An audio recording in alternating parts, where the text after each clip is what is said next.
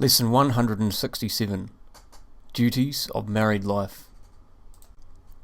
What is the chief duty of husband and wife in the married state? The chief duty of husband and wife in the married state is to be faithful to each other and to provide in every way for the welfare of the children God may give them. Husband and wife must comfort and support each other in the activities of their common life, in the fulfillment of their duties, individual as well as mutual, in all important matters, both spiritual and material. Now they are no longer two, but one flesh. The wife needs the husband to lean upon. The husband needs the wife to comfort and care for him. The man is the breadwinner and the head. The wife is the queen and mother.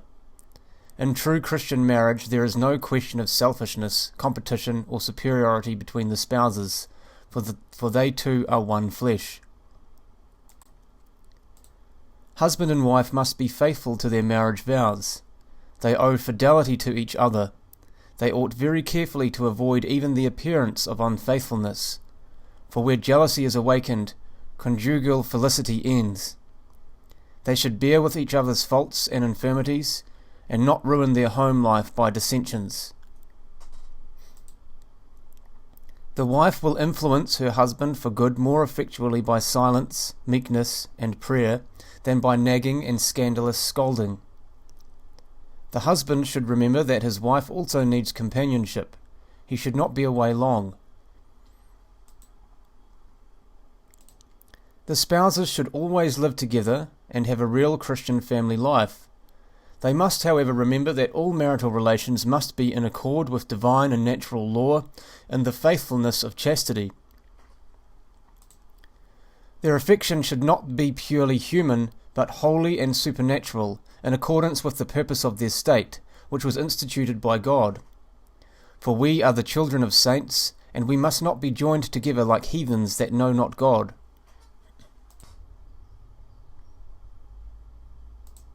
For its type and model, marriage has the mystical union between Christ and his church.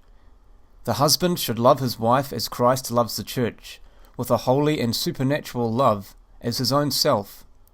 The wife should love and obey her husband as the head of the family. Husbands, love your wives, just as Christ also loved the church. Wives, be subject to your husbands, as is becoming in the Lord. In explaining the meaning of this latter passage, Pius XI, in his encyclical on Christian marriage, says, "This subjection does not take away the liberty which fully belongs to the woman, both in view of her dignity as a human person, and in view of her most noble office as wife and mother and companion. Or does it bid her obey her husband's every request, even if not in harmony with right reason or the dignity due her as a wife? But it forbids that exaggerated liberty which cares not for the good of the family. It forbids that in this body which is the family, the heart be separated from the head, to the great detriment of the whole body, and the proximate danger of ruin. For if the man is the head, the woman is the heart, and as he occupies the chief place in ruling, she ought to claim for herself the chief place in love." What are the duties of the married as parents? It is the grave obligation of parents to provide for their children and to train them in the love and fear of God. The best legacy they can leave their children is the love of God. The religious training of the child depends mostly on the mother. A mother who spends her time gossiping with her neighbours, going from one social function to another, or engrossing herself in useless amusements to the neglect of her children, has much to answer for before God. The primary purpose of marriage is the begetting and rearing of children in the fear and love of God, in order that they may join him in heaven some day. Is artificial birth control immoral? Artificial birth control is immoral, contrary to both natural and divine law. Artificial birth control is the prevention of conception and birth by the use of drugs, medications, instruments, devices, cleansing, and other means to prevent the normal performance and fulfillment of the act of sex. Since it is against natural law and contravenes the primary purpose of marriage, it is morally wrong not only for Catholics, but for everyone.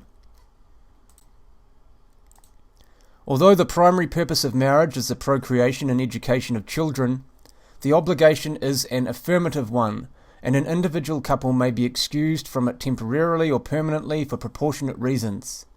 After Pope Pius XII affirmed the obligations of spouses in the state of matrimony to provide for the conservation of the human race, he continued in his Allocution to Midwives, serious motives, such as those which are frequently present in the so-called indications, medical, eugenic, economic, and social, can exempt from this positive, obligatory prestation for a long time, even for the duration of the marriage.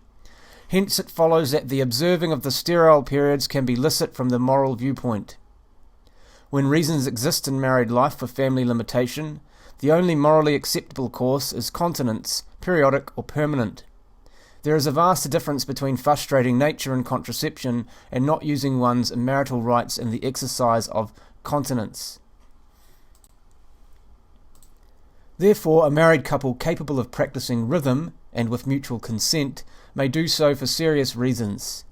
The act is normally performed. The failure of conception in any particular instance is attributable to a condition of nature. Excusing causes have relieved the couple of their affirmative obligation to procreate. At times it may be advisable to seek competent spiritual and medical advice. Is abortion evil? Direct abortion is evil, a grave sin contrary to the law of God. Indirect abortion may be permitted. Direct abortion is committed when the fetus is intentionally removed from the mother's womb before it is able to lead a separate life, even if this were done in the very earliest period of pregnancy. Direct abortion is equivalent to murder. Those guilty of it or who cooperate either physically or morally incur excommunication. Direct abortion cannot be permitted even to save a mother's life. If the fetus or the baby is killed purposely because by not doing so the mother might die, that is direct abortion.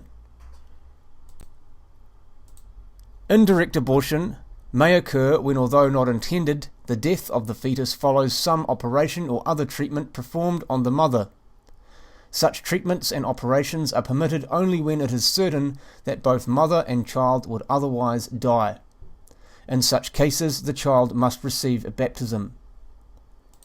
In order to be certain of circumstances, a conscientious Catholic physician should be consulted.